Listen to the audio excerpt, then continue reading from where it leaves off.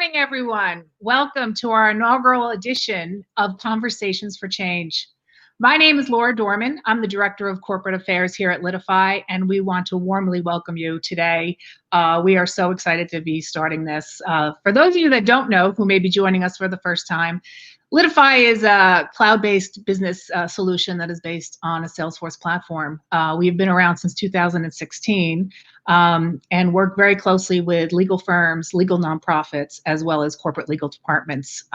If you're interested in any of our products or business, please feel free to check that out. And today, we are so excited to launch Conversations for Change. I run our charitable giving, also our diversity, equity, and inclusion projects here at Litify. And we decided that we're going to start a monthly series, which is completely free, open to anyone, which is going to talk about different issues that are affecting us today in society, whether that is prison reform, whether that be foster care. These are issues that are of big relevance to what's happening in our communities, in our country. And of course, today, we're going to be talking about education. It has been literally thrown a curveball. Virtual learning, distance learning, hybrid learning, parents who are working full time and teaching their children. How do these kids get social skills? All these different things that are happening. I know, just speaking in my community and my parents, how lost they feel, how isolated they feel. How are they going to actually make this work for people? How are they going to make this work for their kids? How are they going to survive? So today we're bringing you an amazing gentleman, Eric Cross, and I actually have to read his bio because I couldn't memorize it. He's just so accomplished. Eric is a full-time 7th grade STEM teacher, grade level lead, digital learning innovator for the Albert Einstein Academies and the International Baccalaureate Schools. He's an adjunct professor of learning and technology at the University of San Diego. He's also a Google certified innovator and a Q lead learner. So needless to say, quite an accomplished gentleman that's going to be talking to us today about what we can do to help our communities get through this unprecedented time. If you're not watching on Facebook, LinkedIn, YouTube, or litify.com, feel free to tune in. Again, open to everyone, RSVP. The last thing I want to do before I kick it off to Eric is I would be remiss not to thank our teams in the background. First of all, our executives for supporting these initiatives and supporting this idea that we've had to bring this live to Litify.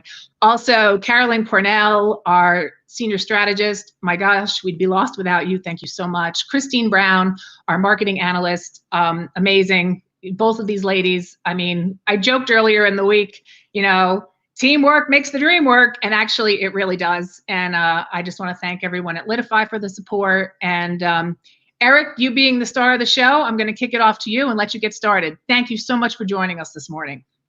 Thanks, Laura. I'm excited to be here, and I wanted to thank you and the team at Litify and everyone who's doing the hard work behind the scenes.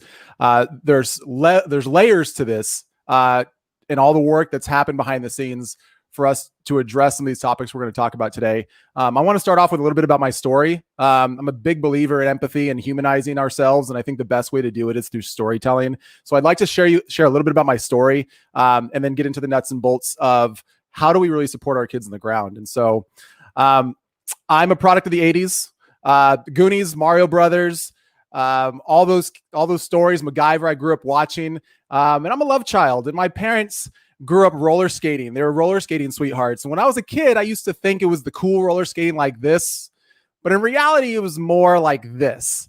And if you know about roller skating, it wasn't like the cool roller skates that you had, like the rollerblades. It was more like these behemoths. So when you're 5 years old and you're learning how to roller skate while you're learning how to walk and you're wearing these boots with a car axle attached, it's a unique childhood that I had. My mom had me when I was 19 and dad didn't stick around, and a 19-year-old mother trying to tell her child why his father's not around, she didn't know what to do. And so I was told that my dad had died in a plane crash years ago, and boys typically look to older men as father figures and role models, someone to emulate. And when that person's missing, they'll consciously or unconsciously put somebody in that position to be that older mentor, whether the older person realizes it or not. And so fast forward to 7th grade, that's me. before my melanin stretched out over my 6'4" frame. That's the younger 7th grade me, which is what I teach now. And that's when I met my first mentor. His name was Dr. Treffs. And he took an interest in me because I reminded him of someone. He said I reminded him of his son. And when I looked at him, I was like, brother, do you see? Like, how do I remind you of your son? Until I met his wife. And then I said, oh, you had a son like me, but you just did it in reverse. I gotcha. And we couldn't be more culturally or have more different backgrounds. I grew up in Southeast San Diego, predominantly in low-income neighborhood. Dr. Treffs was a professor at UC San Diego, up in La Jolla, which is a more affluent area of San Diego. It's one of the top colleges in the world. He was a bioscience professor and who came down to bring high-level science to our school. I grew up idolizing Dr. Dre and 6'4" Impalas. That was my goal. That's what I wanted. And so this was my generation growing up. And so you can kind of see the contrast between the two. Dr. Treffs drove a yellow Datsun, but not the cool kind of yellow Datsun, like more like the yellow Datsun like this.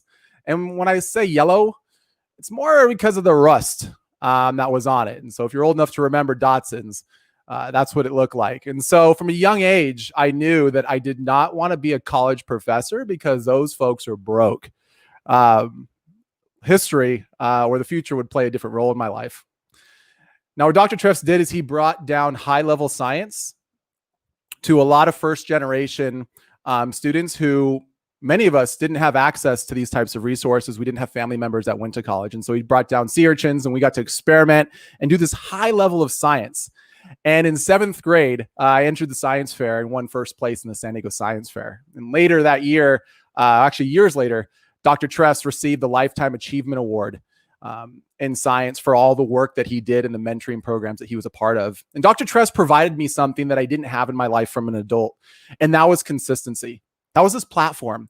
See, I knew I could depend on him. I knew that he would be there every day after school, and if I needed him, that would be something that he would be able to provide to me as resources, conversation, dependability. Whenever I would show up in my science classroom after school, I knew he would be there from his drive from La Jolla down to my school. And that was something that I didn't have in my life growing up. I didn't have consistency from adults. As a matter of fact, my normality was inconsistency. And so because of his consistency, he had a huge platform in my life by being someone who was dependable. Now, fast forward to high school, I meet Mr. Clun.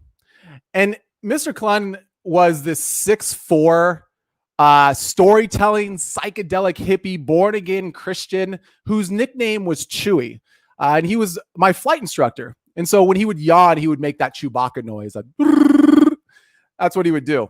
And if you're not aware of flying culture, when you become a pilot, you get a call sign, kind of like the movie Top Gun. And so his was Chewy, mine was Crisscross. He was into the Beatles, and not like the mainstream, I want to hold your hand, we let's come together type of Beatles. It was more like the psychedelic weird Beatles, like the I Am the Walrus, I Am the Eggman that he was into. And he would tell us these stories on our flights. And just so you know, like I learned how to fly before I learned how to drive.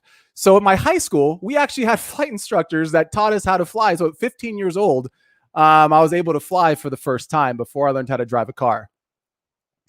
And Mr. Clun would tell us these stories when we were on our flights together. And he told us one story about when he was trying to build his hours, he would have to fly deceased bodies from one part of the country to another part of the country. See, when you're trying to become a pilot, you need to build up your hours, kind of like ranking up.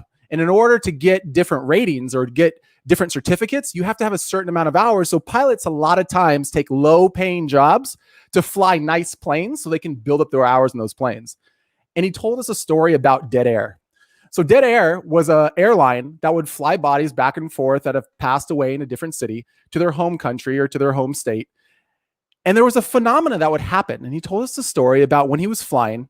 And in the small cabin, he would start hearing these noises. And I'm a biology teacher. From a biology perspective, there's actually a term for that. And it's called high altitude flatus expulsion. And you might have experienced this back in the day when we used to fly on airplanes, not too long ago, pre-COVID. Your body starts filling up with gases. And yeah, dead bodies do the same thing. And so he would tell us these stories and we would just say, who is this guy?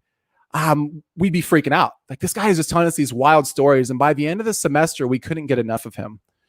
See, Mr. Clun didn't try to be something that he wasn't. See, he was teaching at a school. It's predominantly Black and brown students. Most of us were low income. Many of us were going to become first generation science or first generation college students. And he couldn't have been further from that, from his experience. But he did something, and he had something that we all respected and admired and gave him a platform.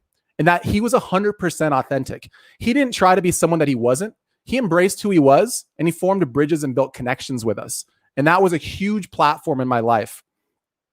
So Mr. Clun's authenticity was something, even to this day, that I try to emulate with my own students. Now, at 18, I left home. See, I told you that my mom was raising me by herself, and she ended up marrying a guy when I was 5 years old who had a lot of problems. And I decided that it was better to be homeless than it was to continue living in that household. And I was on the street for about a year. I was depressed, suicidal. See, when you're in high school, the biggest thing that high schoolers talk about is, where are you going to go to college next year? And while my friends were all going to big schools, I was living in a car on the side of a canyon. Soon an aunt found out where I was living, and she said, you're going to come live with us. And that began a 3-year rehabilitation process for me when I met my next mentor by the name of Sam. See, Sam was the first person that I knew that had a good credit score. See, I didn't even know what credit was at that point. We just paid the bills right before the lights got cut off. And Sam taught me about FICO scores. He had a nice car. He owned a home in San Diego, which for my New York and San Francisco folks, I know that I can't compare to y'all, but San Diego is still expensive. And we read leadership books together. And he taught me a lot of the life skills and passed on these things, these hidden rules that I didn't know about. We'd also get into big philosophical, theological conversations about who was better, Biggie or Tupac. And if you're not up on this debate, let me just fast forward it for you. The answer is Tupac. Now, I know I just triggered a bunch of my Brooklyn folks out there. I still have love for Biggie. Don't worry about it. But I'm in San Diego. I'm a West Coaster. Now, Sam didn't just allow me to do the basics. He pushed me out of my comfort zone. See, I've already defied a number of statistics in my life. I didn't have any kids outside of wedlock. I'm the first one to graduate college. My family, the first one to get a master's degree. I didn't join a gang. I didn't do drugs or drink because those things help destroy my family. And so I already defied a number of statistics, and that wasn't enough for Sam. He wanted to push me to do things beyond that. So we decided to sign us up for a race called the Tough Mudder. And if you're not familiar with this, you have to sign a death waiver before you do it. And there's 15 obstacles. Some of them electrocute you through mud, through water. And he pushed me to do things that I didn't think were possible. These are things that I have avoided. I already thought that I was on bonus time, but he pushed me to do things that were beyond what I thought I can do. Now, Litify, and those of you watching, I want to tell you that San Diego is at sea level. And Sam had this idea to hike the tallest mountain in the lower 48 states as one of our challenges. And if you're not familiar with this, it's Mount Whitney. See, Mount Whitney is about half the size of Everest. And I said, all right, I'm going to train. And so I trained for it on a weekend by hiking San Diego's highest peak called Cowles Mountain. It's about 1,500 feet, whereas Whitney is 14,500. See, it's going to be about 9 Cowles Mountains stacked on top of each other to equal Whitney. So we were hiking Mount Whitney, and there was a phenomena that happened that I later discovered was something called altitude sickness. So when you get on a mountain, the oxygen gets thinner, and your brain needs that to function. And so as I'm getting to the top, I start experiencing the symptoms of altitude sickness, and I start hallucinating. So as we're driving down the mountain, and if you've driven down mountain roads, you know it's all kind of twisty and turny. I looked over to the side of the mountain, and I saw a drawbridge open up. Now, there's no drawbridges in Mount Whitney. We're not in Ireland or Scotland. There's no castles there. And I look over. Now, I'm a science-minded, analytical, data-driven, straight-edge guy who's looking over and seeing things that shouldn't be there. So I stare at it, and I say, Sam, there's a drawbridge. And Sam's driving, and he's looking at me, and he's like, brother, we're going to get you off this mountain. And I keep staring. I see the Batmobile drive out. And so that experience alone took me to a whole nother level, pushing me to do things I never thought I could do, giving me experiences that I never wished that I could have. Now, at this point, I'm 23. So my mom left my stepdad and she moved back home with my sister to take care of her so that she can finish high school. And there was this history lesson I learned about ancient Jewish culture where when the father was dead or the father passed away or wasn't there, the responsibility for the family a lot of times fell on the oldest son. And I internalized that, and I realized that my mom and sister were trying to get their lives back together. And so I moved back home to help take care of my mom and my 16-year-old sister. And I remember this day exactly because it was a day I bought my first flip phone. I went to Verizon, I bought this LG flip phone, I flipped it open, closed it, and it was cool because when you closed it, these little LED lights would light up. I actually still have it. I walk in the house and my mom says, "I talked to your dad." See, at this point, my brain just went blank. See, in the earlier part of my story, I told you that my mom told me that my dad died in a plane crash. Now I'm 23 and my mom's telling me that my dad's alive and that she talked to him. My brain goes, "You're on your own. No information for you on this." So I go into work the next day and Sam's my boss at this time. And I tell Sam about this and I say, "Hey man, my mom said she talked to my dad." And he listens and he says, "You need to go in the next office and get on the phone and call him." And I pause and I said, "Brother, I didn't tell you this so you can give me an action step. You're supposed to empathize and listen to me and validate my feelings. You're not supposed to go and give me a to-do." He's like, "You need to go in the next office and call him." And so at this point, I'm not feeling this. I got to call this guy. I've watched Antoine Fisher. I know how this can work out. So I get on the phone and I pray that nobody answers. I look up his number, ring, ring, ring, ring, and a voice answers. He says, "Hello?" I said, "Rick?" He says, "Yeah." I said, "This is your son, Eric." And he goes, "Oh, hi." And I don't exactly remember the course of the conversation, but we go back and forth for a little bit. And he ends up telling me that the day that I called was his birthday in October. And I said, "That's cool." In my head, I'm like, "You missed all mine. I don't know what to do." And we hang up the phone and we agree to talk later. And as I'm hanging up the phone, I realize that at the age that I'm calling him, it was the last age that he was when he saw me. See, my dad saw me when I was born before he disappeared. He was 23. And see, the story that I was told was a story that a 19-year-old girl who's becoming a mom of a biracial child, it's the best story that she knew to tell her son so he doesn't feel like he was abandoned. See, without Sam and without Sam's encouragement, I wouldn't have had what I wanted most in my life. It's a relationship with my dad. And because of his encouragement in my life and because of him pushing me to do things that I didn't know were possible, because he opened doors for me and showed me the hidden rules that my family couldn't show me, it not only gave me access to my father, but it gave me access to my entire Black side of my family. And see, now to this day, it's been 17 years, and now I have a whole other side of my family that completes the part of me that I've always wondered about. And because of Dr. Treff's consistency, and because of Mr. Clun's authenticity and Sam's encouragement, and the myriad of other mentors that I've had in my life, I've been able to pay it forward into the students and the young people that I've worked with. Now, lately it's felt like dark times. We have a global pandemic. There's social tension. We feel divided. And there's no lack of people, whether it's on the news or social media, who find it easy to point out the things that are going wrong. But there's a phrase that's out there that says you can either curse the darkness or light a candle. And now more than ever, we need candle lighters. See, one person can light a candle and they can use that candle to light thousands of others and never diminish their flame. But it only takes one person to blow out a candle. And we have to protect that. We need to be the candle lighters in the lives of others.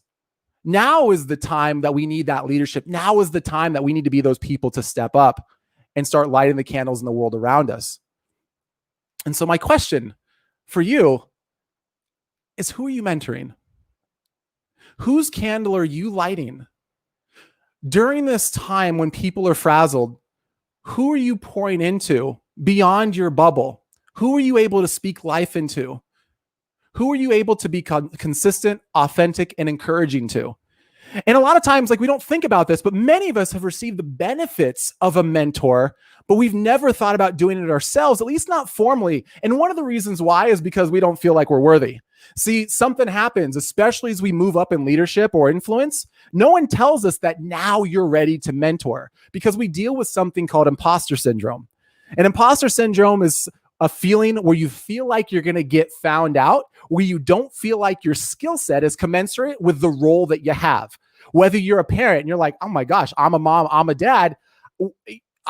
This is what it feels like. What do I do? Or I'm a boss, I'm a manager, I started a company. And the perception of the knowledge and wisdom and experience that we think a person should have, we compare that to what we have, and we feel like there isn't a match.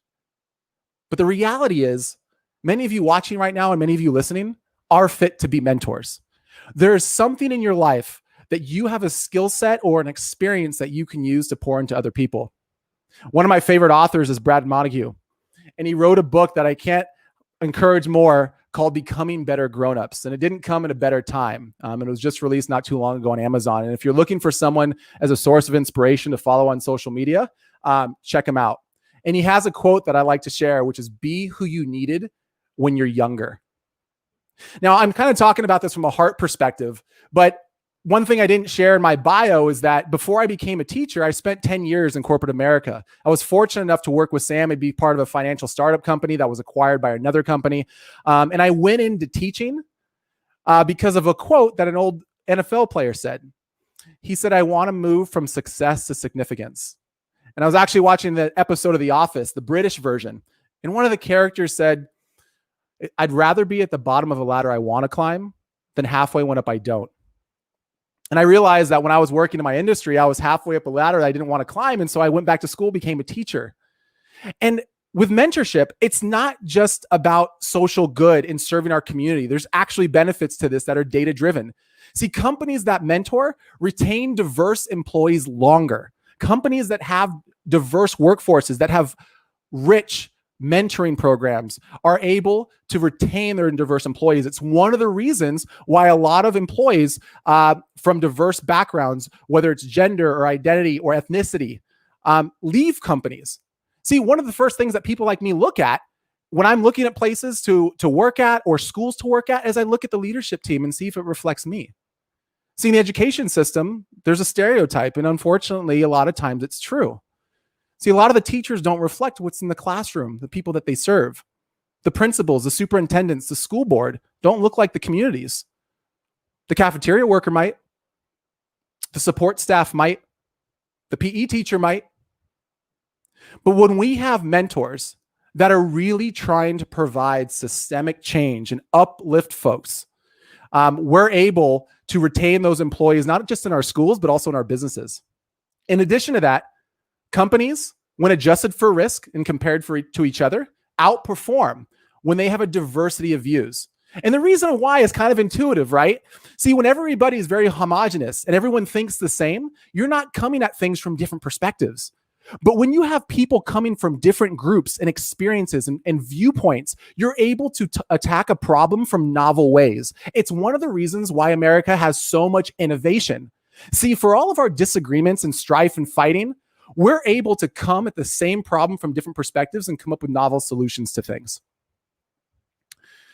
Now, I did ask, who are you mentoring? And so my challenge for you is to find a mentee.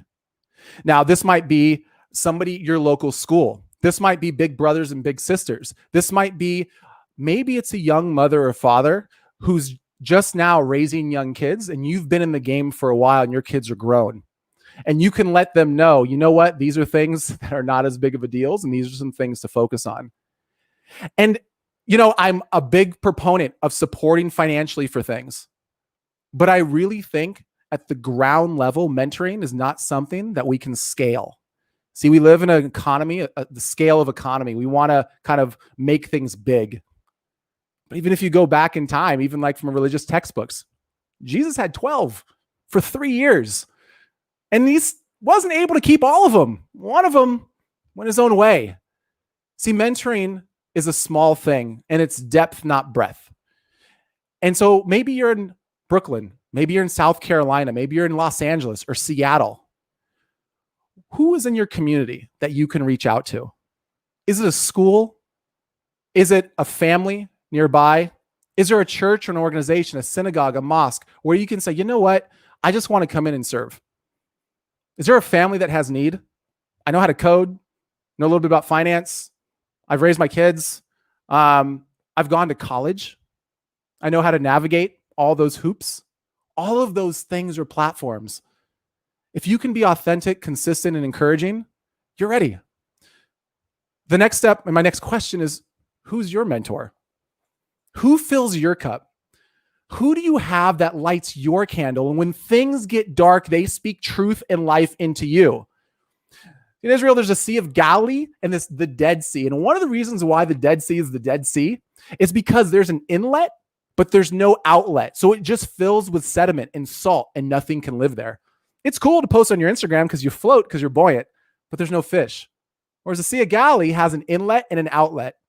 We grow and we thrive best when we're pouring into others and people are pouring into us. That's the ideal ratio.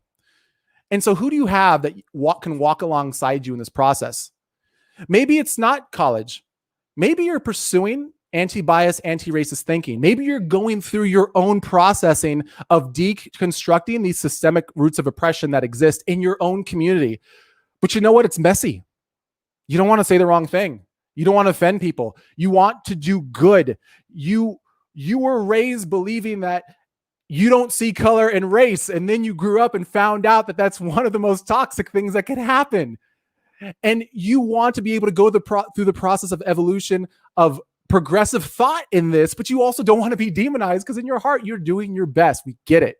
And if you're just now joining that conversation, welcome. If you're just getting started, we're glad you're here. Now, it's a messy road, and there's not a lot of pats on the back for people who are trying to provide systemic change. There's not.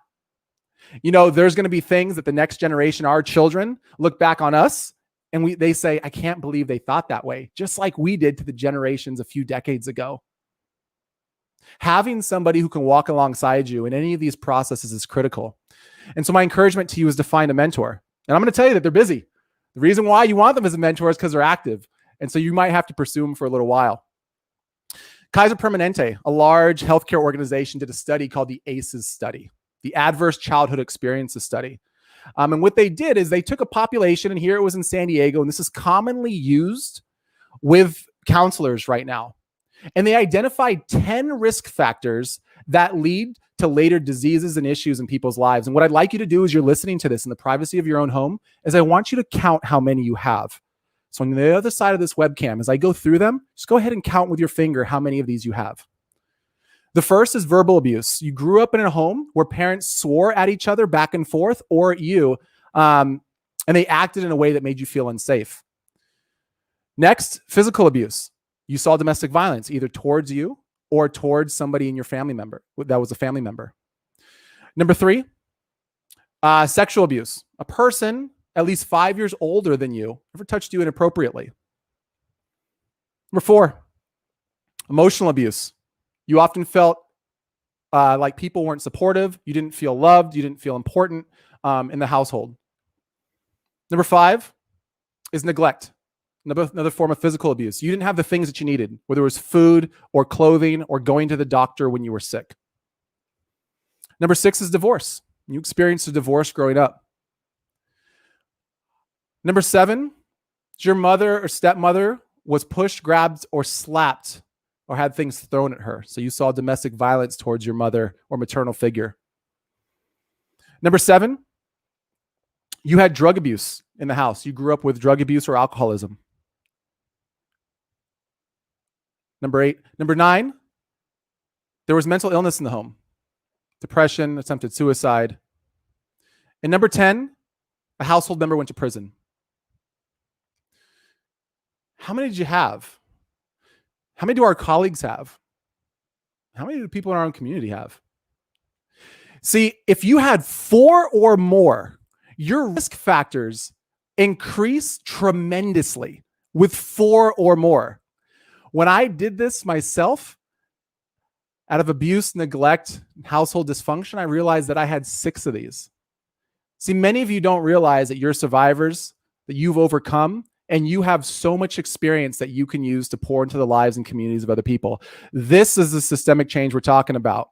Being able to reach out. And this isn't a black and brown issue alone. This also includes poor whites and other people who've experienced these types of things, because your socioeconomic status doesn't necessarily influence how many of these things you've experienced. There are many people who come from affluent backgrounds that have experienced several of these things.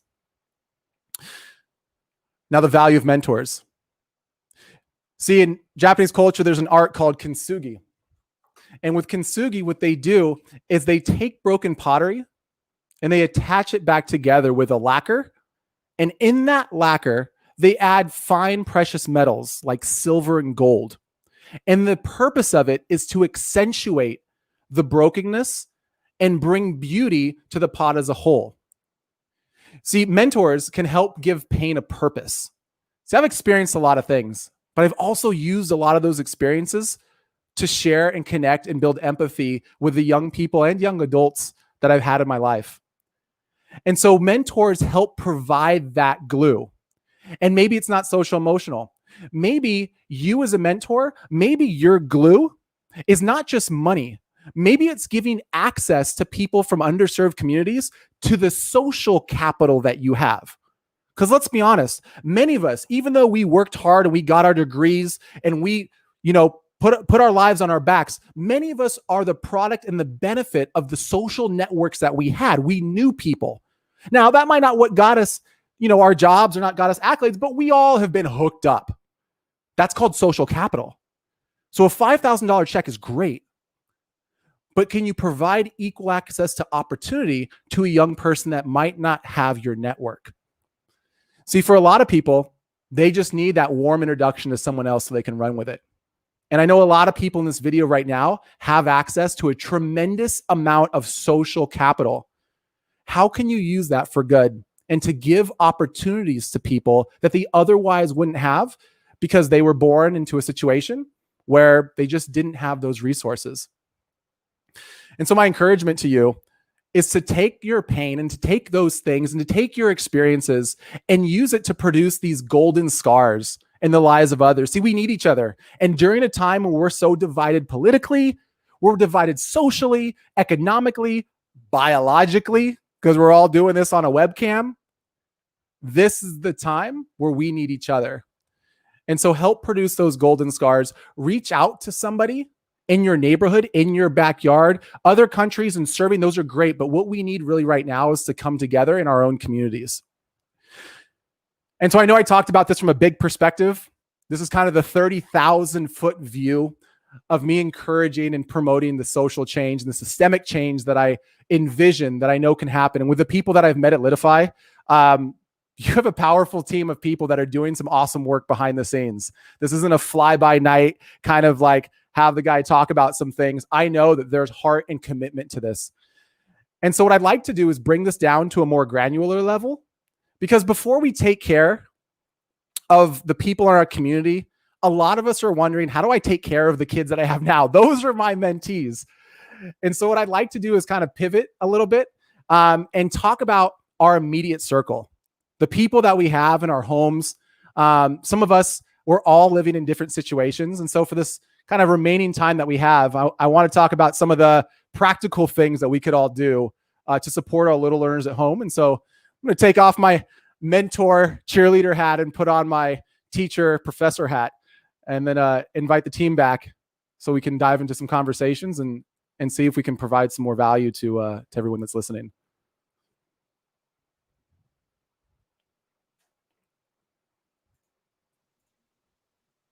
Eric.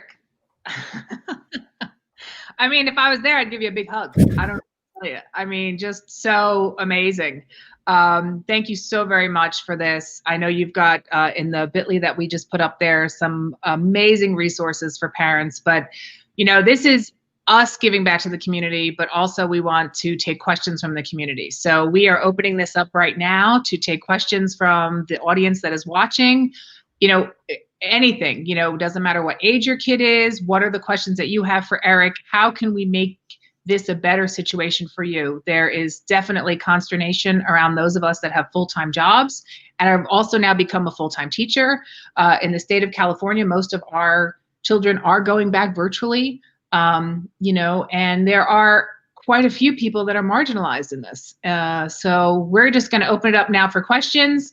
Lita team, feel free to jump in. I know this has been a hot topic internally, so feel free to ask some questions and we'll get those going. And Eric, you'll see those in the chat, and then we can get them started and just do some Q&A with folks in regards to how to survive the 2020-2021 school year. Beautiful. While those questions are coming in, one of the first things I want to do is speak to parents and tell you a lot of what I've done lately has actually not even been the nuts and bolts of distance learning. It's been talking to parents and letting them know that if you're here and you're trying, be kind to yourself. This, for all of us, is new. Teachers, parents, there's no standard right now. So if you're here listening, looking for things to do, you're doing as much as you can do. I'm going to give you some more practical tips, but so many of you love your children immensely and you're doing everything you can. But the challenge is there's no metric to know if you're doing enough. You're trying, you're doing the most you can, just like we all are. So I want to encourage you to be kind to yourself and be patient with yourself as we're all figuring this out. I just want to kind of lead with that to start things off, because I do know with the parents I've talked to, that's one of the first things that I think people need to hear is breathe. We're going to get through this. And your sons and daughters, they need you to be okay, because they take on that stress too. So we're just waiting for some questions to come in. So I'm going to kick it off. So, you know, we're joking here. We've been down since March. We've gone virtual. One of the things I do with the company is I run all our corporate events. So we're obviously not having those. So the joke around the office now is death by Zoom. Is it healthy for kids to be spending all this time online and looking at a screen? Do parents need to create Zoom breaks? I mean, what are the things that need to try to ensure that they stay focused and are actually successful in their learning? Yeah, it's a great question. So I can't answer it from a medical perspective. I can answer it from a person who reads data and looking at screen time for students and for young people, even for adults. The data, as far as health concerns, are numerous. One of them is just even being sedentary for that long of time. The challenge is, depending on where you are, your district or your school or your environment is having all kinds of different protocols and policies, and they're trying to balance out, you know, parent demand. The spectrum of schools should be kind of like this place, you know, kind of support me while I'm working. So I need them to be on the computer the entire time. And then you have what's best for teaching and learning. With Zoom, brain breaks are important. And the younger they are, the less screen time they really should have in general. The older students with screen time, there needs to be a balance. Ideal teaching and learning is not in front of a computer. But one thing that's challenging right now is this conversation gets really nuanced, because it's not just screen time itself, it's how the screen time is being used. So there's a difference with screen time with watching someone teach live, with simply doing a worksheet online, with being on social media, or with interacting with students socially. That's another big component too. And so the type of screen time that they have. But one thing that's critical is brain breaks, is stepping away from it. And this is where it's going to become very specific depending on, you know, the school that your students go to and the policies that your schools came up with for synchronous teaching. Not everyone's policy is best for teaching and learning. And this is where parents are going to need to, I think, also advocate. And a collection of parents is powerful to a district and to a school. Don't underestimate your voice, especially when there's a group of parents who have strong feelings about something. And so to go back to that question, 8 hours in front of a computer is an extremely long time for even adults. And so breaking up the day, creating schedules, being intentional is really, really important. Okay, now I think we've opened, now we've got them streaming in. So, Eric, the first question from Christine, what ways are what are ways future generations can develop social capital if they aren't having the same social experiences we had? That's a great question. I feel like that's a great leading question. How do you teach what you don't know, and how do you navigate a space that you've never been to before? And I think this is one of the most important questions when we talk about mentoring.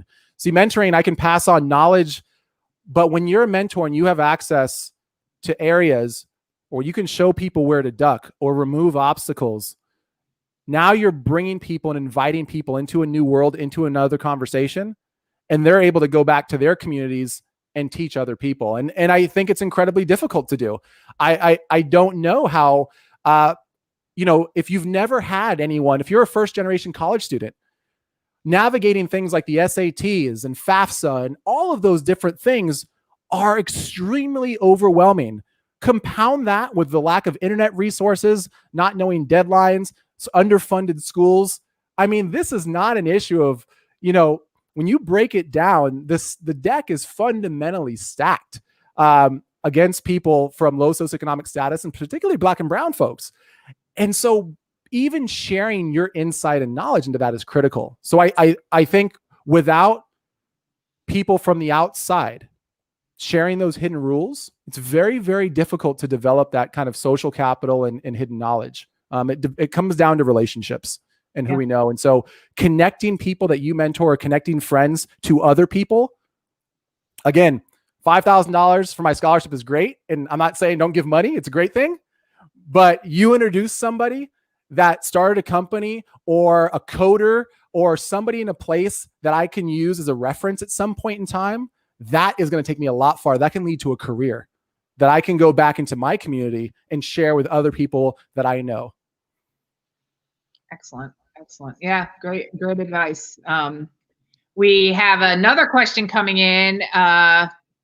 Terry Dorman, our Chief Revenue Officer, but also father of 5. Woo. So there's a concern that grading on a curve can be harmful. We understand that we are in unprecedented times, but my kids were often done with school by 10 a.m. How can we challenge them? So I think one of the things that get fleshed out in that question is, we already had a 100-year-old system that internally we've been critiquing for a long time with teaching and learning. Now we kind of just took that static system and then moved it online. And we haven't even solved the issues that were in education in and of itself. I think one of the important things is to start creating authentic learning experiences for students. And the more we can get them to get away from being content consumers to content creators, the better. There are skills, 21st century skills, projects that kids can be doing right now that they'll have buy-in with if you get their voice into kind of some of this curriculum. So for example, with my middle school students, I have them create podcasts and YouTube channels and multimedia projects, and they put it into a digital portfolio. By the time they're done, they've developed the ability to be able to communicate with a broad audience, and then they have a portfolio of all of their work at 12 years old. If they want to go out and start a podcast, they can. And one of the great things with that tool is it's much better to do a live podcast with somebody and put in some music than just, a lot of times, just writing a 5-page essay. And so I think incorporating some creativity into this, letting our students be able to create and show their learning in new ways. So project-based learning is kind of a big one. Now, the graded on curve question, how do we challenge them? I think, again, going back to that, I think we need student voice. So one thing is, what do our kids need to know?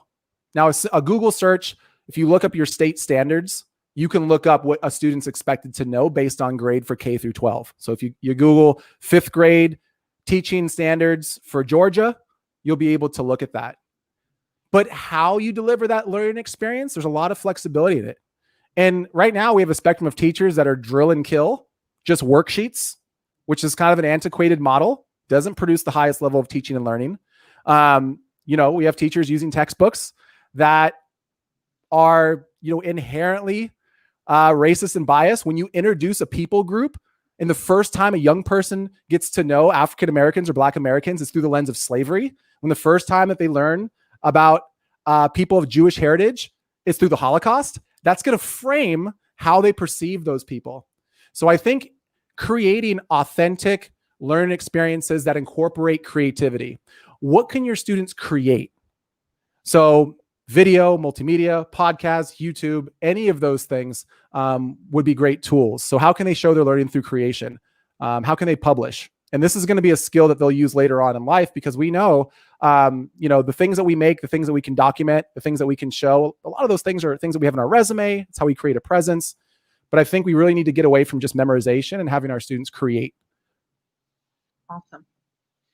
I had another one come in via Slack. From one of our Litifam, it says, how can I make school exciting and break up the monotony of virtual learning when they no longer have special events and activities to look forward to, like field trips, spirit days, science fairs, all that fun stuff? Yeah, it's interesting because, I feel like this is a science teacher when my students get into my class and they're like, I don't like science. And I say, who ruined it for you? I think it goes back to those real authentic experiences and using everyday things to become learning experiences. For instance, we've done this overshift to technology. We overcorrected. So I think going back to analog, hands-on, building, designing. If you're working with younger learners, they're tactile. Get out the Play-Doh, diorama, paste, scissors, gluing, and dedicating a place in the house where those things are showcased. See, that's what we did in the classroom. That's a big thing for students, having a place where their work is showcased. And I think we don't want to duplicate what was happening in schools. Instead, we want to kind of rethink it. See, I don't think a lot of parents give themselves enough credit as far as what students need to know. See, I've learned being in the classroom, being a professor, and being in corporate America, that there's kind of sometimes what schools teach and the way they teach it, and then there's the skills that you need to know in the real world. And the Venn diagram doesn't overlap as much as it should. So I want to say that Laura, go back to that second part of the question again. I see the grading on the curve one. It's the grading on the curve one. After the one that you just asked. Yeah, I was like, how can I make school exciting and break up the monotony of virtual learning when they no longer have special events and activities to look forward to, like field trips, spirit days, and science fairs? Yes. And the second part of that is there's a number of digital resources, but again, not wanting to overemphasize kind of the student social groups online and doing things like that. But simple things like asking questions about phenomena. Taking your kids out on nature walks and asking them my two favorite questions is, what do you notice and what do you wonder? The deepest form of learning is called metacognition. It's when you reflect on your own thinking. And so you take an experience that someone has and you ask them to unpack their thoughts about it. By doing that, you're reinforcing a new schema. You're reinforcing a new type of learning for them. You're solidifying it. It no longer goes in their short-term memory. You're reinforcing in their long-term memory. And now you're kind of building these bigger ideas. And so by helping your students reflect, that's a big thing. Now, for the fun stuff, a lot of our social collaboration for our kids is gaming. So I think leveraging things like that, leveraging gaming with other families, that's a lot of times where they're getting their social interaction. So building that into your school day. If you have other families that are working with you remotely or they have friends in the classroom, create a structure for the day and have students give buy-in on that structure. Build in a time to eat, a time to do school, a time for fun, a time to exercise, and a time to rest. And you're going to get more buy-in when a student has voice in that. It's no different in the classroom, and it's no different for us as adults on our teams. When we have input and it's valued, we have more buy-in into whatever the company or our team decides to do. Excellent. Thank you.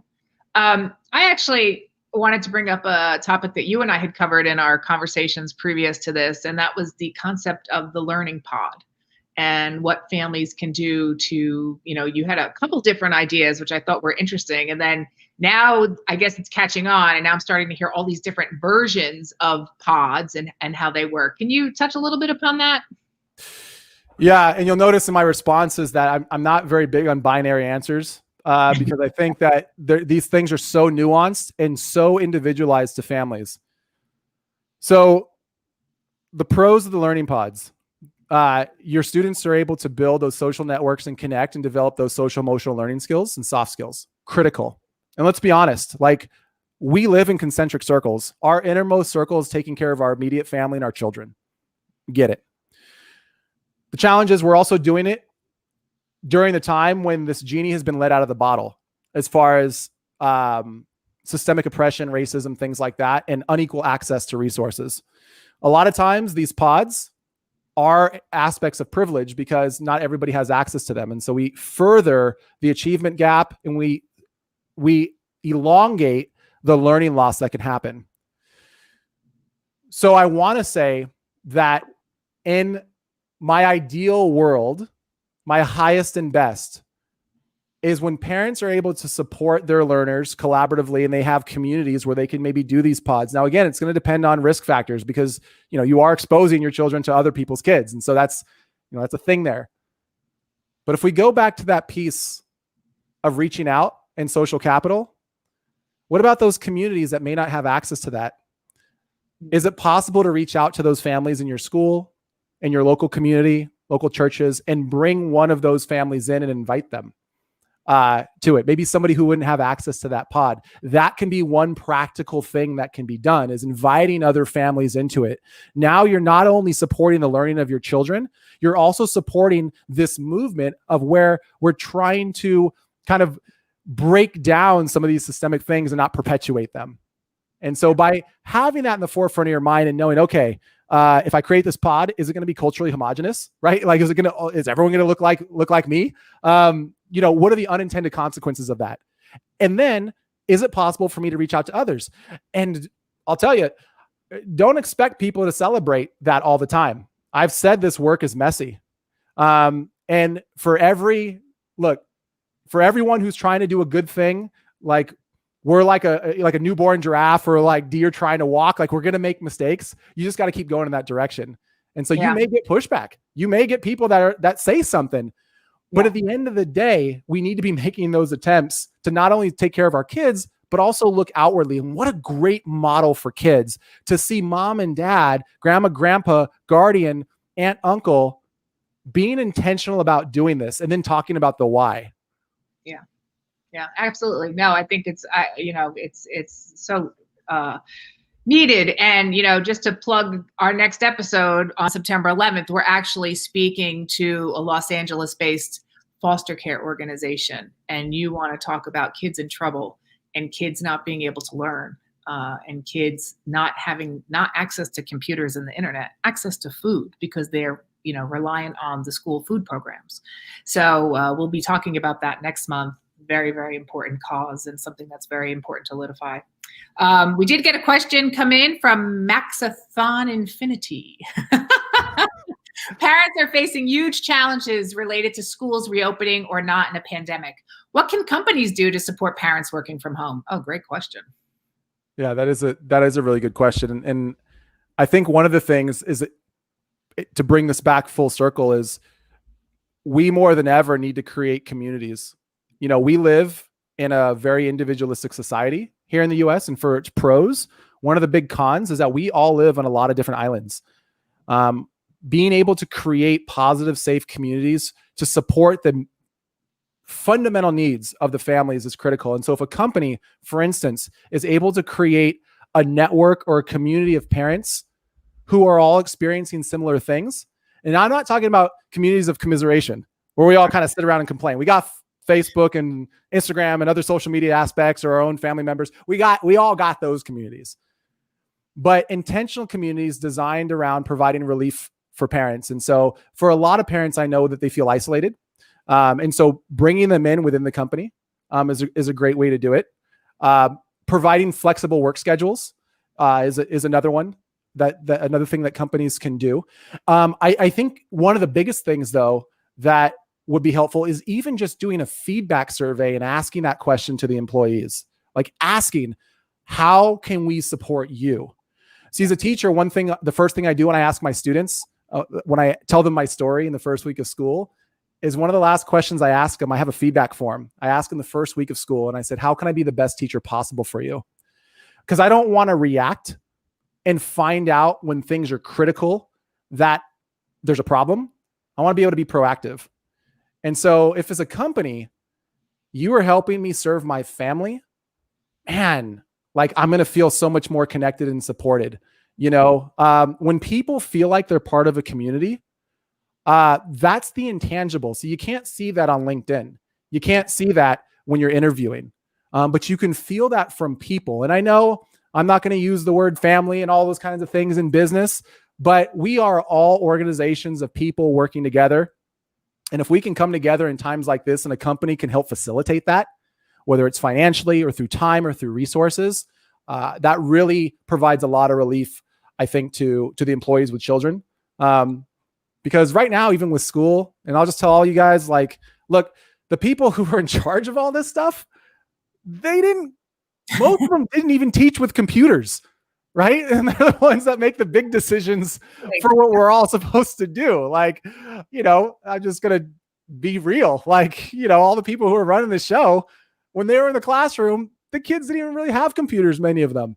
Yeah. So I just kind of want to put that out there just in full transparency. And so we're building the plane as we fly it on the education side.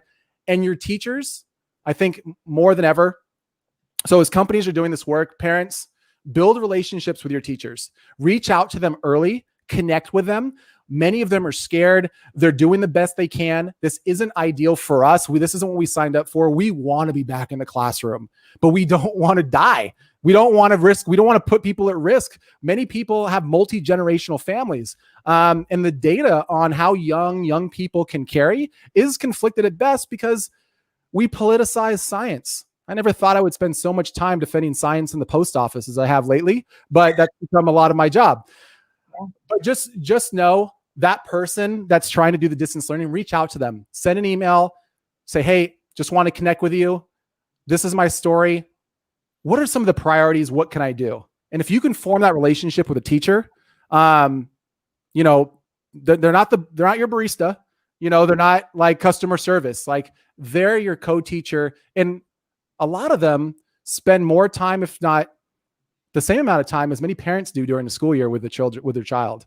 And so form a relationship with them and ask a lot of these questions with your individual teacher because it's so specific. K-12, it really is so specific depending on the age of the student. Yeah. We've got one more question that Carolyn fielded. Other ideas for helping children develop social skills and other soft skills while social distancing. Yeah. Can I share my screen, Laura? Is that okay? If I drop in the screen share? Yeah. So I just want to go over the resource. What I did is I tried to separate the noise because there's so many websites out there. So I created this, and I know we've been dropping in the bit.ly link, but this is what I've done is I've consulted with psychologists and some counselors and some university professors. I've distilled down best practices, and with the 5,000 educators that I've probably trained since over the summer, I kind of made this distilled checklist. So I just want to highlight just a few things on here. Beyond just building relationships with the teacher, becoming familiar with how your kids are engaging online, learning that platform, having your students become content creators instead of just content consumers, using gaming time for socializing. Zoom doesn't just have to be about learning. Google Meet doesn't have to be just about learning. Set up those times where kids can interact with each other too, outside of the learning experience. And those can be virtual play times for students. What they want more than ever is the time to socialize.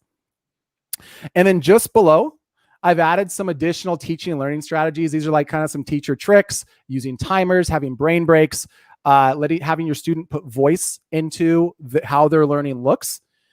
Trust but verify. So many children are going to tell you that their work's been done. Trust but verify, right? And then I wanted to keep it simple. These are my 4 favorite websites. There's a lot of websites. If you Google information on all this stuff, these are 4 of my favorites. Understood for Families is phenomenal, especially if you have students with special learning needs. There is so much good information on there. Greater Good Magazine is by UC Berkeley. It's data-driven information for overall health and wellness, and they have a myriad of articles that are backed by data of things that you can do to not only take care of the mind of your student, but also the heart. Common Sense Media really dives deeper into some of the social things like doing game nights and basic things like turning on the captions when you're watching Netflix and YouTube. to promote reading, right? So if you're watching Netflix and YouTube and you're watching those shows, turn on the captions. So your students start associating what they see in text and what they hear. It may not make for the best learning experience when you're watching Disney Plus and might be annoying, but they are reading that, and data shows that it actually helps improve lexile skills and reading development. And then last, for at-home science experiments, my favorite organization, the Exploratorium, these are links to science snacks. And these are just household items of doing science labs. I'm going to be biased. Do science with your kids. Create wonder. Do fun activities at home where they're creating. Have them cook. Have them make recipes. And then have them talk through it. That's doing those things alone are going to be huge. And as we look at the numbers of COVID going down and people are starting to act right, I'm becoming more and more optimistic that things are getting better. When March started, I told my students, I said, things are probably going to get worse before they get better. But now, looking at the data, teaching, I'm optimistic that things will get better soon. And know that math and reading, those things, we can accelerate. We haven't been out of the game for years now. The education system, we're going to adjust, and we're going to do whatever we can to support our kids and give additional resources. And so even though we don't have kind of like a metric of how this works in the past, know that these educators, the reason why we came in the game wasn't because of money. It's because we care about your kids. See, teachers are the few professions that fall asleep worrying about other people's kids. And those teachers, more than ever, we want to get back into the classroom, and we want to support your children. And we're going to do everything we can to do it. So form those relationships with your teachers, reach out to them, use this document to find additional resources, and hang in there. Yeah. And I just think, there's no kill shot for this. There's no kind of black or white thing. It's just, we just have to endure and persevere. We tell our kids, this is our Great Depression. This is our kind of thing. When they grow up, they're going to look back and say, when I was in school, we had to work on the computer. This is going to be there. We had to walk uphill both ways in the snow barefoot type story. Exactly. And kids are resilient. They are so resilient. They will overcome this. They'll bounce back. And this is going to be a deep level of resilience that we're going to need going into the future as we tackle some of these bigger social issues. Absolutely. Well, Eric, unfortunately, our hour has come to an end. I think we could probably talk about these issues all day. You that might have missed it, you can go to litify.com/liticast. We will have a rebroadcast up. Feel free to share it with people, those that are in this boat of learning, whether you be a parent, want to mentor, or if you're a teacher. And kudos to all the teachers out there. I have quite a few teacher friends, and boy, they're just in the middle of it. And we thank you for that. Brian Jensen, our ASL interpreter, thank you so much for your help. Really important for us to be as inclusive and as possible. So thank you so much for helping us out today. Eric, what do I say? You're amazing. Thank you so much. I feel like we're going to have you back on. And I want to encourage everybody to come back in a month on September 11th. It's Litify's annual day of service. We will be talking to the Alliance for Children's Rights, talking about foster care, how they're coping in the pandemic, and what we can do to help as a community, what we can do to help as a company. Again, you can follow us on LinkedIn, Facebook, our website, subscribe on YouTube. I just want to encourage everybody to hang in there as well. When you do better, you be better. If you just do good, be good. And thank you so much for tuning in. Everybody stay safe out there. We'll see you next month.